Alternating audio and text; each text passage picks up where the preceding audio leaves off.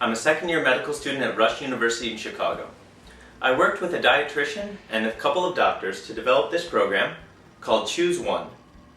Choose One is a nutrition improvement program that presents 10 simple things that we can do in our daily lives to improve our diet.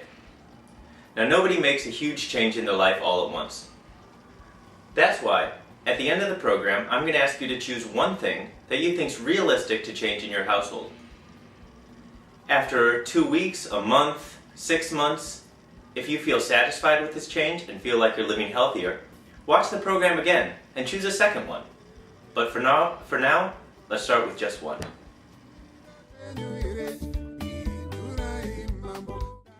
The first thing we can do is make half of our grains whole grains. What's a whole grain exactly?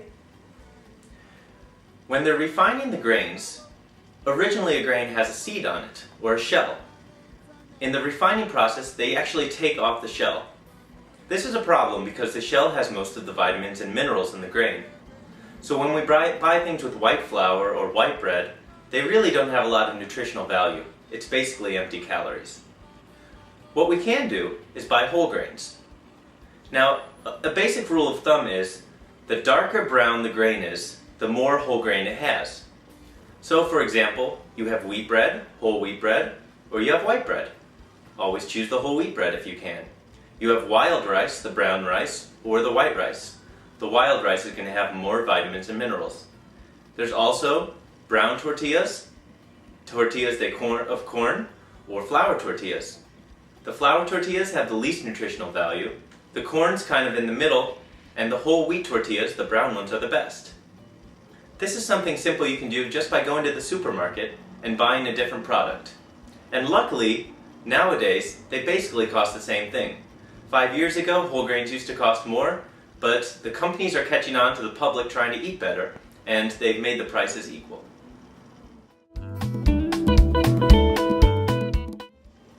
A second thing we can do is eliminate sugary drinks from our diet.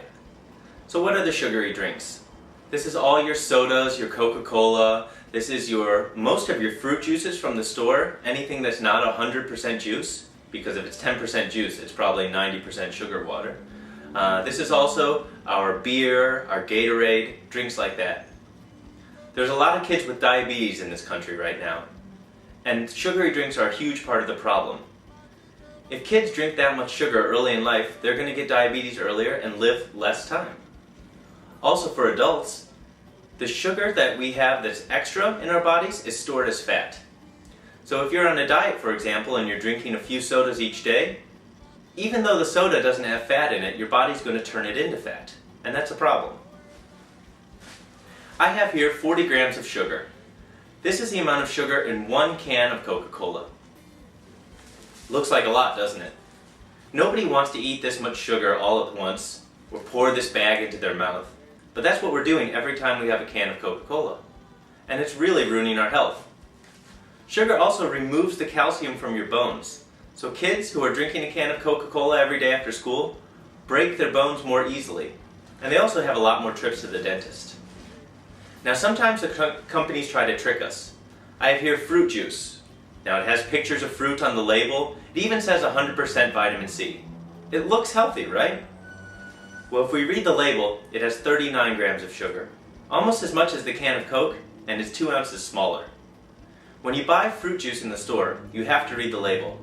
If it says 100% juice, for example, Juicy Juice or Tropicana orange juice have 100% juice, then go for it.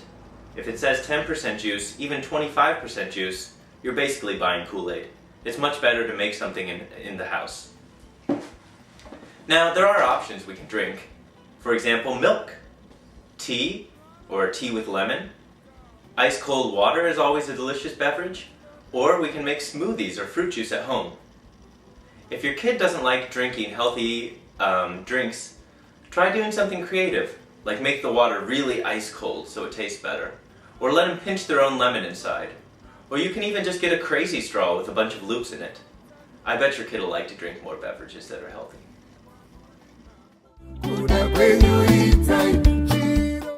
Number 3, it's time to meet our vegetables. Doctors recommend 2 to 3 cups of vegetables daily. Now most of us don't eat that many vegetables. And why? Well, a big part of the reason is it's not very convenient to eat vegetables. You have to peel them, you have to cook them for a long time. They don't taste that good if you microwave them. So what can we do? Well, we can make it more convenient. One suggestion is cut a whole lot of vegetables up all at once and leave it in your refrigerator. For example, on Sunday evening, if you cut up a whole bunch of peppers and onions and mushrooms, put them in your fridge in a bowl with some saran wrap on top, then when Monday comes around you can just grab them out and make an omelet for breakfast. Another thing we can do is buy frozen vegetables or canned vegetables. Now some people say these don't taste as good, but I would challenge you to try them if you haven't tried them for a while. About 10 years ago they developed flash freezing, a process that makes these vegetables taste more fresh and also retains more minerals and nutrients. So there's actually a lot of good frozen vegetables out there, and they're really easy and convenient to make. Now you can also, to make your vegetables more fun, mix the colors up. Different colors of vegetables have different vitamins. So if you're having a green vegetable like asparagus or lettuce, throw in a red vegetable like tomatoes or some carrots. Kids like to mix up the colors as well, so you can give your kids options and say, what colors of vegetables would you like to eat tonight? That way your kids feel like they're choosing their own vegetables and it's funner for them to eat. For anyone who has heart problems, vegetables are a godsend. They reduce atherosclerosis, they reduce cholesterol, they reduce your risk of diabetes, heart disease, or hypertension. All of us need vegetables, but especially people who are worried about their heart should eat more vegetables daily. Finally, we can try something called the plate method. Typically a plate is made of half meat, our main course. With the plate method, half of our plate consists of vegetables, with only a quarter of meat. If your plate always looks like this, you can be sure that you're getting your 2 to 3 cups of vegetables daily. Number 4. Why don't we try fruit as a snack? Again, doctors recommend 1 to 2 cups of fruit daily. Now fruit I think is a little bit easier than vegetables. Why? Well, because it is convenient. When you're going to work, grab an apple, grab an orange, grab a banana. They fit easy in your kids' lunch stacks, and they're even sweet so you can serve them as a dessert. Instead of having cake and ice cream, what if you had yogurt with vegetables cut up? Blueberries, raspberries, oranges. They're really delicious and kids like them. You can also make smoothies at home.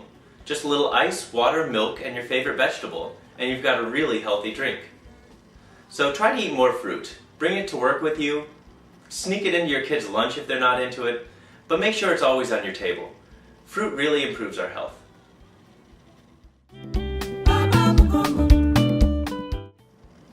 Number 5. Always eat your breakfast. I'm sure your mother told you, just like my mother told me, that breakfast is the most important meal of the day. Well, moms are pretty smart. You see, breakfast gives us the energy to function throughout the day. Studies show that kids who eat breakfast do a better job in school than kids who don't. And the same is true for adults. Now sometimes people are on a diet and they think, I'll skip my breakfast and I'll lose some weight. Unfortunately, it doesn't work like that. When you skip breakfast, it tricks your body into thinking that it's starving. So the next meal, lunch, your body stores more of those calories as fat. And to be honest, most people who skip breakfast have a really big lunch, so they're kind of canceling it out anyways. It's better just to eat something small. Grab a fruit, have a bowl of cereal, have an English muffin. No, coffee on its own doesn't count as breakfast. And another thing we've got to be sure is, it's better to have something for breakfast than nothing, but avoid the pastry shops as much as possible. I know there's a donut stand on every corner, or there's a Dunkin' Donuts next to every train station, but these type of foods have a lot of refined sugars and refined flours that really aren't healthy for us. If we have that for breakfast every morning, we'll probably gain weight. So just grab an orange on the way out instead.